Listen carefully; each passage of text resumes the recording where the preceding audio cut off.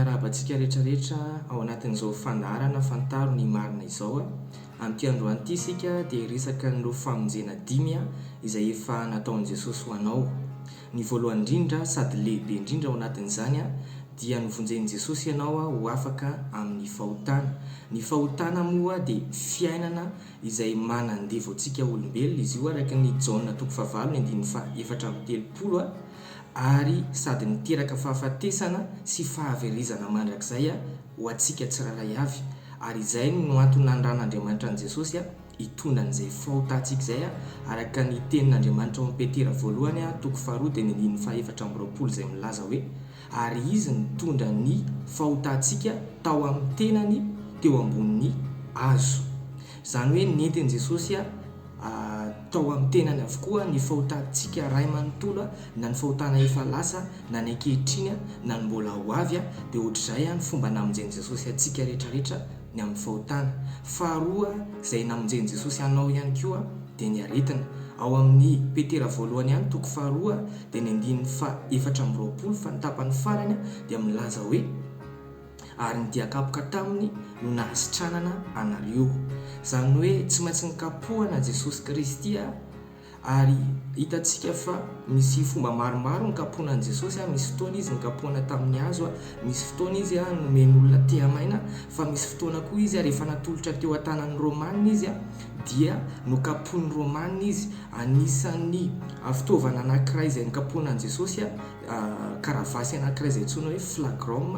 Io fitaovana io dia reny karavasy fa misy vy zany mifaraingika eny amin'ny lohany. Izany hoe rehefa kapohana an'io zany ny lamosina dia rehefa sotomina ilay izy dia mitondra nofo miverina miaraka amin'izay. Dia eritrereto hoe ohatr'izany zany nikapoka natao tamin'i Jesosy. Ny anton'izany anefa dia mba hamonjena antsika rehetrarehetra ho afaka amin'ny aretina. Efa hitantsika angamba iny film Le Passion de Christ iny ohatrin'iny mihitsy zany ny zavatra ny aretan'i Jesosy Kristy nikapoka natao tamin'i Jesosy mba hamonjena antsika sy ianao ho afaka ao anatin'izay aretina izay. Ka ninona aretina rehetrarehetra mahazo anao dia izao no tadidio hoe efa noentin'i Jesosy ny aretinao. Fahatelo izay namonjen'i Jesosy anao dia nivonjen'i Jesosy ihany koa ianao ho afaka amin'ny fahoriana. Araka ny tenin'Andriamanitra ao amin'ny Isaia 7:15 dia milaza hoe nitondra ny aretintsika tokoa izy ary nitondra ny fahorintsika sady nivesatra ny fahorintsika. Nitondra ny aretintsika tokoa sady nivesatra ny fahorintsika. Izany hoe le fahoriana resahany eto dia azo dika ihany koa hoe fanaintainana na ihany koa hoe fampangiry firiana. Hitantsika izany mialohan'ny nanomboana an' Jesosy teo amin'ny hazo fijaliana dia tena natao nanaintaina ny tenany rehetrarehetra ary tena nangiry firy izy. Iny zavatra nazo an' Jesosy iny zany dia namonjena antsika ihany koa ho afaka ao anatin'ny fahoriana. Jesosy tenany ihany koa dia nilaza hoe eto amin'izao tontolo izao no ahitanareo fahoriana kanefa matoky fa zaho efa naharesy an'izao tontolo izao. Dia fahaefatra tsika izao ny namonjen'i Jesosy ianao dia novonjena ihany koa ianao ho afaka amin'ny asan'ny devoly. Novonjen'i Jesosy ianao ho afaka amin'ny asan'ny devoly. Araka ny tenin'Andriamanitra ao amin'ny Kolosianina 1:2 dia ny 7:12 izay milaza hoe sady nahafaka antsika tamin'ny fahefany maizina ka namindra antsika ho amin'ny fanjakan'ny zanany malalana. Ny fahefany maizina dia ny fahefany devoly na eo am-pelantanan'ny devoly, satria tsika tamin'ny fotoana rehefa nanota dia lasa teo amin'ny pelantanan'ny devoly sika, teo ambany fahefany devoly, teo ambany fanakijany devoly. Saingy izay ihany koa ny antony nahatongavan'i Jesosy mba hanafahana antsika ao anatin'izay fahefany maizina na fahefany devoly izay.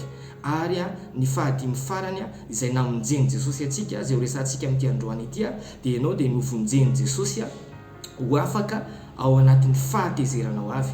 Novonjen'i Jesosy ho afaka amin'ny fahatezerana ho avy. Ny fahatezerana ho avy moa dia ny fahatezeran'Andriamanitra izay tsy maintsy ho avy eto ambonin'ity tany ity, izay efa voasoratra any amin'ny bokin'ny Apokalipsy dia efa misy mamaritra ny hoe zao daholo ny zavatra hitranga amin'izay fahateziranaandriamanitra zay, nefa tsy tian'andriamanitra tsika isanao hiaran'izay fahatezirana izay fa izay indrindra ny aton'ny nanirahany an' Jesosy ihany koa ny atongavan'i Jesosy mba hamonjy antsika isanao amin'izay fahateziranaandriamanitra zay. Ny tenin'andriamanitra ao amin'ny Tesalonianina voalohany toko 5 teny 7 dia milaza hoe fa Andriamanitra tsy nanendry antsika ho amin'ny fahatezerana fa mba hahazo famonjena amin'ny alalan'i Jesosy Kristy.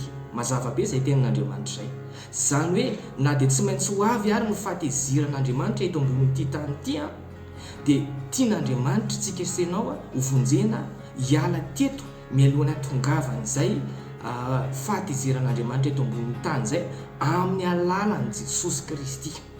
Dia ireo ary ny famonjena 5 izay nataon'i Jesosy ho antsika rehetrarehetra ireo tsy hakanavaka nizaniza dia anjarantsika tsiraray avy ny mandray an'izay amin'ny alalan'ny finoana. Izay ny fandaharantsika tamin'ity androany ity dia mankasitraka anao naharitra hatramin'ny farany. Tahian' Jesosy daholo.